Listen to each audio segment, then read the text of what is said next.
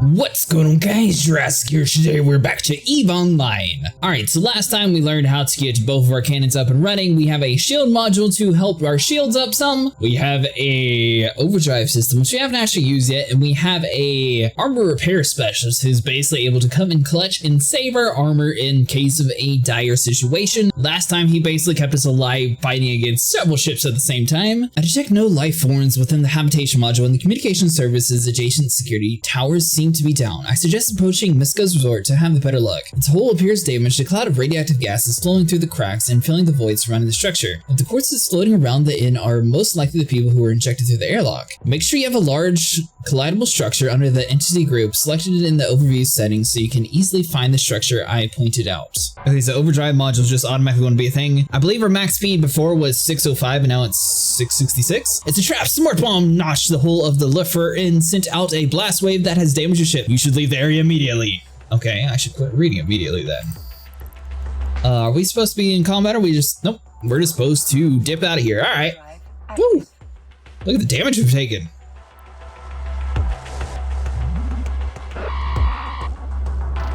All right, so our armor, thankfully that guy is coming in handy to keep us alive while we get our destination to warp out of here. All right, mister, we have a lot of bad news for you, and apparently everybody's going to be dead over there. It was a trap. You found only corpses. Oh, this will not sit well with employers. Not at all. Here's a mission suited for someone of your caliber. We've come across a narcotics ring that we suspect is helping fund Sten's operations. Make your way to the warehouse and destroy it. Cretaceous, be ready to fight too.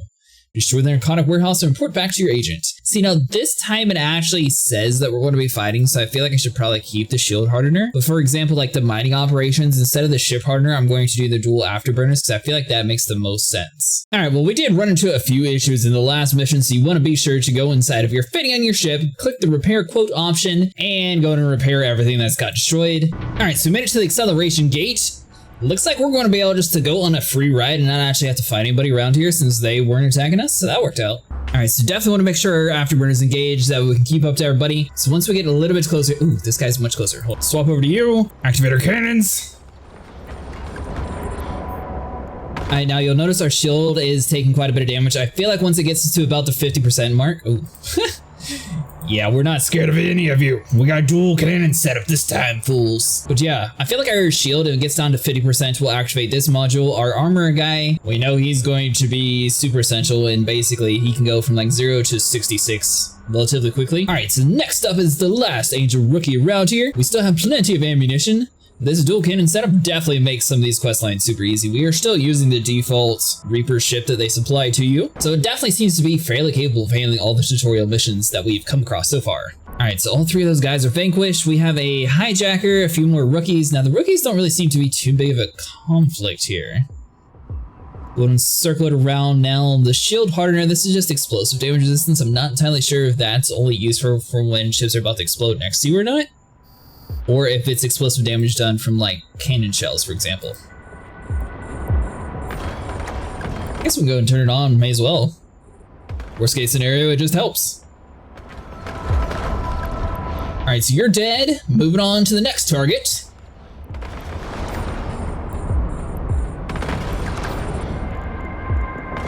And I know people are going to want different game reviews here, so this video we're actually going to be doing first person. That guy's already dead too. All right, so we'll orbit the next target here. Although I feel like the other camera view is a lot easier to spot all the bad guys, but once you get inside the view here, we should be able to lock in. All right, so let's orbit the camera real quick. Because this guy is trying to run away from us.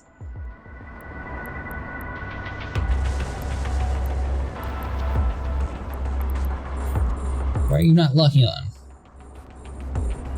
All right, so we can keep it ranged. It's kind of weird that it won't actually let me lock onto that one.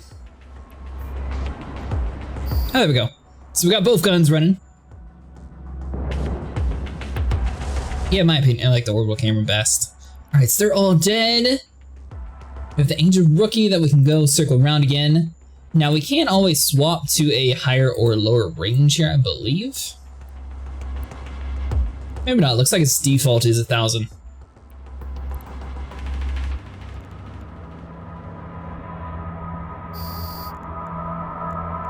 So this guy's only useful for whenever it's at your armor being damaged, so eventually we'll actually need to start using him much more. I mean, honestly, these guys seem kind of weak that we might be able just to do 2 attacks at once, have one cannon on one guy, one cannon on the other one. They are just rookies, so I don't think that they have the best armor abilities. The only problem is when you're attacking more than one, you can't necessarily see like them up at the top of the screen there. Alright, you know what? Screw it. Let's just finish him. Alright, so our shield is starting to take quite a beating here.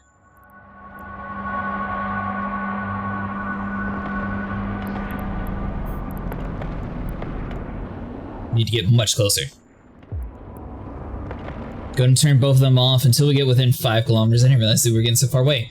Oh, there's a new person that came out here. That's the one that's messing us up. Alright, I'm with you. And you know what? Let's just take on the new guy. You wanna fight? There we go. Turn the ship. We got 1 target now. Still don't need to use our armor guy since we got our dual cannon setup. It seems like our DPS is much better, and you won't necessarily need to rely too much on your shields as long as you can kill them before they kill you.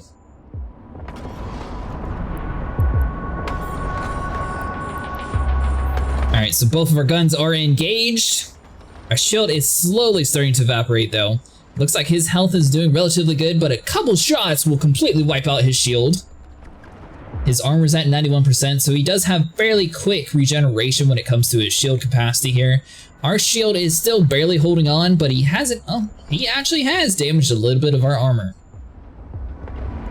So now that he's blown up and destroyed, we can activate our armor guy, turn you off since our shield doesn't necessarily matter right now, since we don't have one. Alright, so the warehouse, let's go back to circling around you. Yeah, so now we can turn that module off since our armor's already maxed out. That's not going to do anything. I believe all the hostiles are taken out for now. They might start popping out of the woodworks once we start doing a little bit more damage to the warehouse here. So once we get it close enough, we'll start using our guns and let's just destroy this whole facility. Unlike the last mission, we went ahead and just destroyed all the people around it before we destroyed it. Another solution, if you're not comfortable being able to tank all the damage, is to run around and shoot everybody. However, just attacking like your main objective here, you might have to pop in and out quite a few times. So it just sort of goes hand in hand however you want to play it out in these earlier missions. Narcotics Warehouse has 1 more health bar remaining, and then we'll fully be able to shut down this operation. Yeah, I don't know, I like the fact that they got like a first-person camera view, but it's just so hard to actually keep track of the ships and stuff. In my opinion, it's just the orbit camera just seems to work so much better.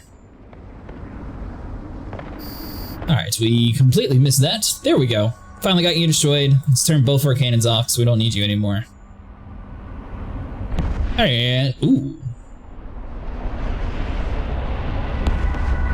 That's cool. Alright, so let's go warp back and report our good news. So we actually didn't take any damage except for our shield, so our shield is going to regenerate on its own, so we don't actually need to pay for anything. We just need to put more ammunition back inside of our ship and we'll be good to go. Mission 9 is now complete. Excellent work. Those criminals were funding all sorts of illegal activities. In our last and final mission, yes, I have something for you. We've got him this time. Follow the coordinates to catch Steon once and for all. Note, he'll be heavily guarded by his cohorts. If your shield and armor are depleted and you're close to taking hull damage, warp out immediately. You can either dock at a nearby station, pay its repair shop to fix your ship, or you can use the armor repair module while in space. Well, of course we'll use the armor repair module. This is going to get us a Rifter, which looks like it's a new class of ship. We're going to get to 213,000 ISK on top of an extra bonus 1,000 of 170,000. Alright, so one thing to note, I am fully understanding why he recommended just going to the closest station. To get this target, we actually have to jump 4 different times in order to get to within the area that we're going to be fighting in. Alright, we're finally making it to our acceleration gate, which should be taking us to the final destination.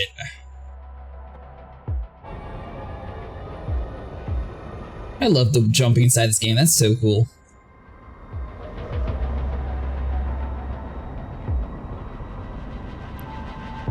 Hostiles remaining 6. Take them out. Alright, so let's just go to 57 a little bit closer. There we go. We're good to go. Lock it on. Alright, so let's go and activate our shield module. Rest of them we're just going to have to keep an eye out for them. As long as we kill them before they actually do too much damage to us, we'll be good though.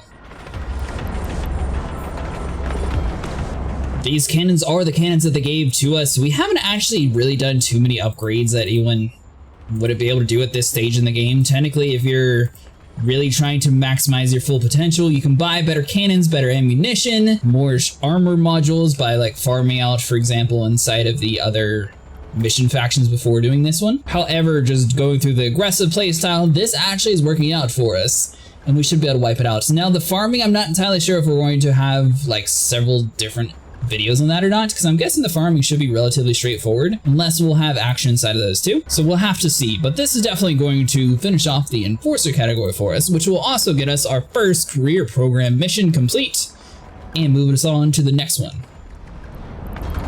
All right, so you are wiped out. Lock it on to the next Angel Rookie.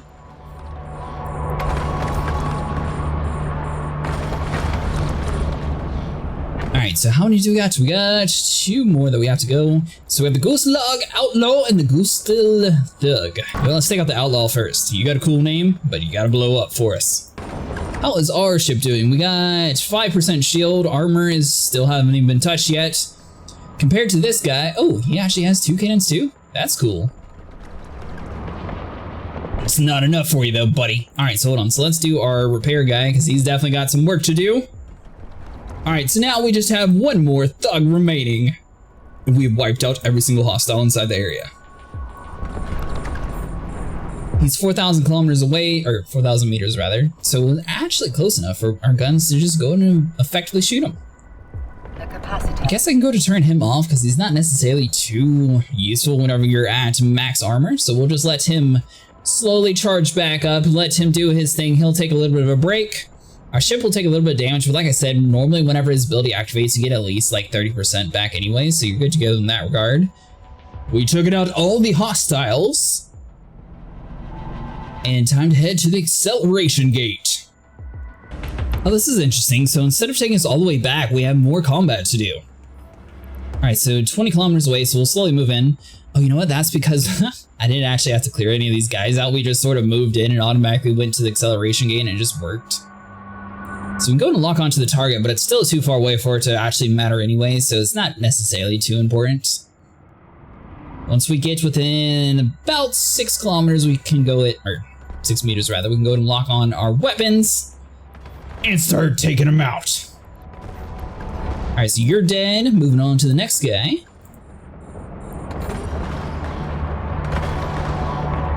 You know, I really like this ship. All right, so let's circle you. I wonder if it's possible to actually like fully complete this game in your starter corvette. I know that typically they want you to move to a stronger ship, that way you can actually get better upgrades, but is it actually possible to beat this game in the default ship with crazy modules on it? Because your main limiting factor is going to be your CPU usage and obviously your base amount of HP and what weapons you're actually able to equip. But I feel like if you can put any weapon on side of a ship, even though this is like the weakest tiered one, you might actually be able to pull it off. But we'll definitely move up to frigate. All right, so we got 2 more hostiles remaining. They're both pretty far away, actually. 27 kilometers and counting. All right, so our afterburner, we need to turn you back on, get our speed up and running. It looks like we're getting plenty of ISK every time we kill these guys too. That's why our money hasn't really gone downhill too bad. So I'm guessing the mining operation is going to be the next one that's essential. That way you can actually start working on getting like more material for upgrades and learning more about how to sell stuff inside the market. All right, so dude down here on the bottom, you're going to be the next target.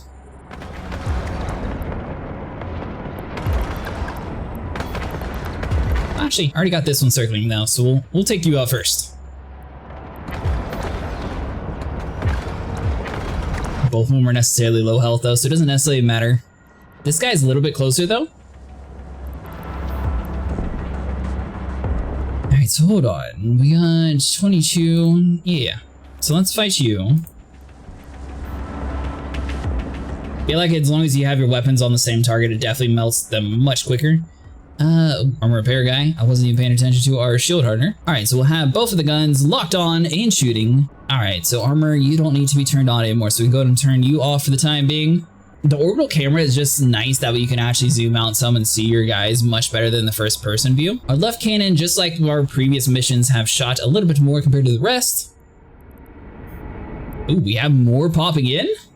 All right. Now it is kind of interesting how they sort of acted like this would be like a super big challenge. So I'm wondering if this whole dual cannon setup wasn't initially part of the game, or if it's just like more of an advanced setup or something, because it's definitely kind of weird. We seem to be doing fine.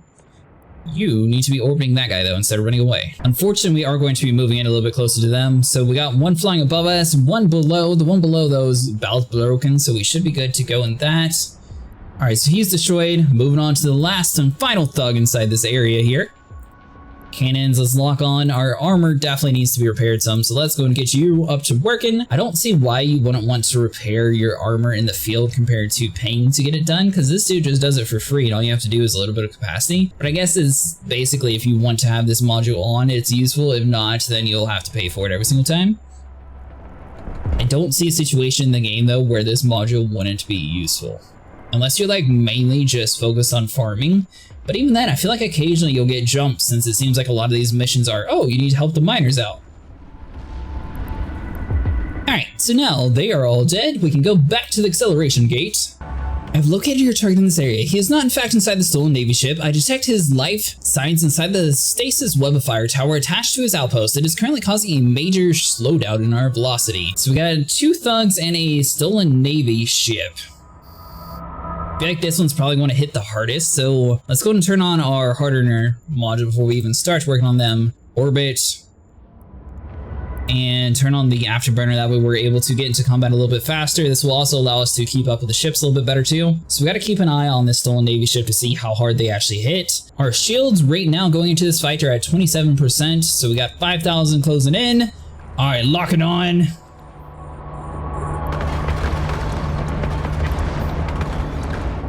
As long as they don't hit too crazy, we should be okay though, honestly.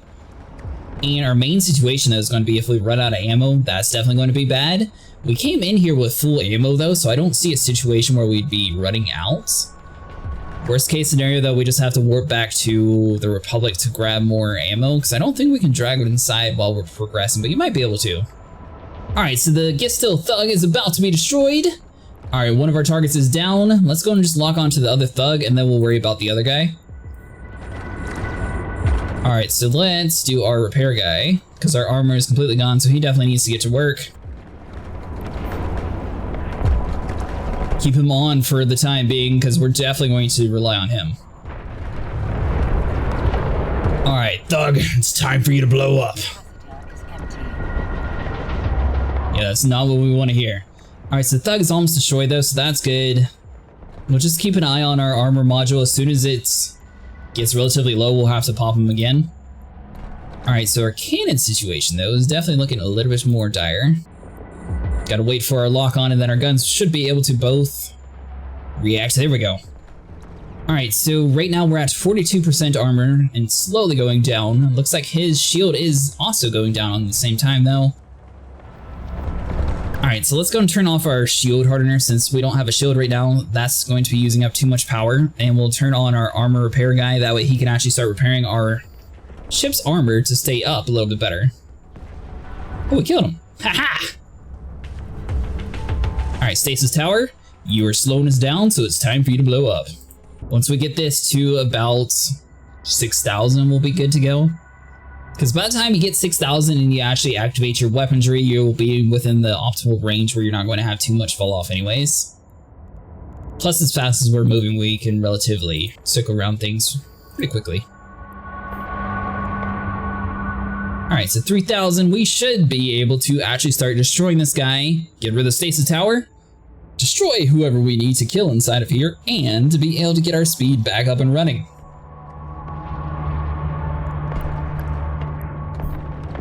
Need to have both of our guns on though, that way we do damage twice as fast. Yeah, so if you guys are brand new to the game, I highly recommend using like a dual cannon setup, especially for like early gameplay. Unless you're going to be doing like a whole bunch of mining operations, I haven't done that necessarily too much yet, so I am curious to see, like, probably for those situations I would have one mining and one cannon just in case we do have like a situation of combat, because you want to be able to defend yourself at all times. Although this definitely seems to be a way to make it much faster, so having 2 mining guns would be essential if you're going for like speed. Alright, Steon is now available to be attacked. Alright, so we'll orbit you, our armor's good. You know what? We can actually go and turn on our shield module. What?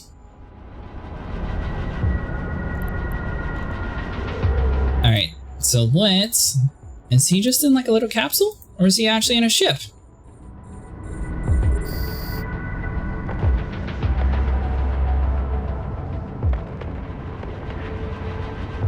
Yeah, what is he actually in? I think it's just in like a default capsule. I don't even think he's going to be able to damage us any.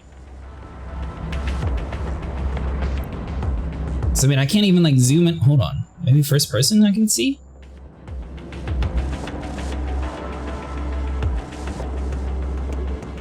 Yeah, I can't even get him on the camera here.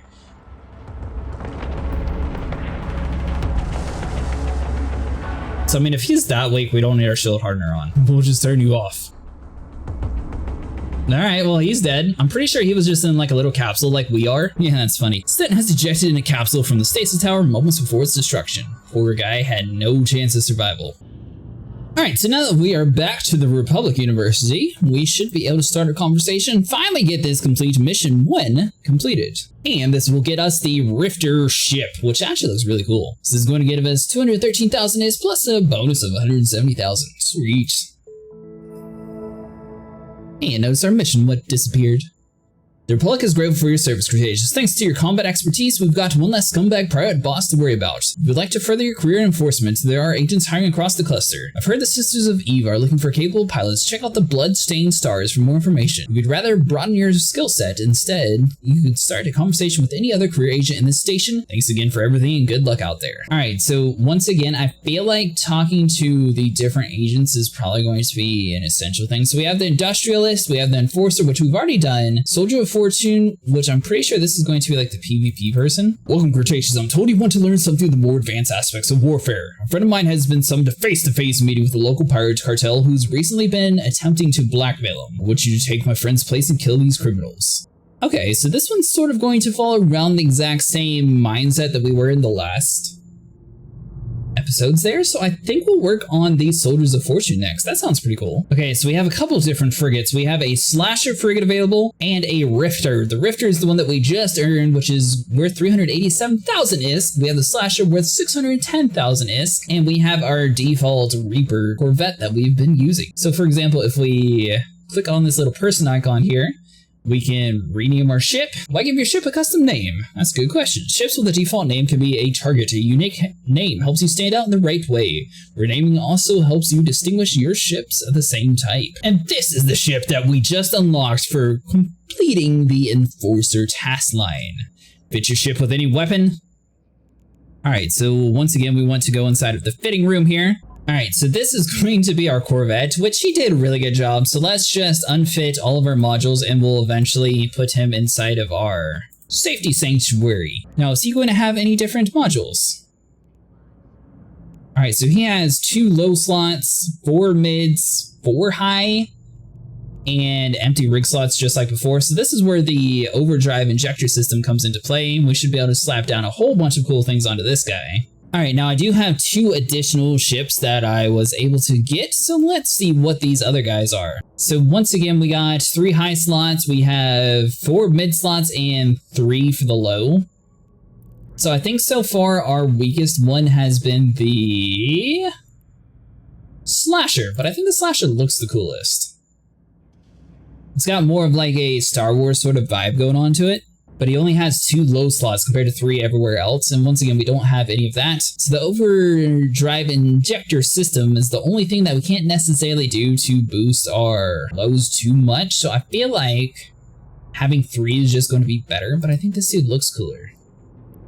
So you guys will have to let me know in the comments down below which one you want to see more gameplay of. You want the Slasher, you want the Probe, or the Rifter? But that's going to do it for today, guys. So if you guys enjoyed, make sure to like and subscribe, and I'll see you guys in the next one.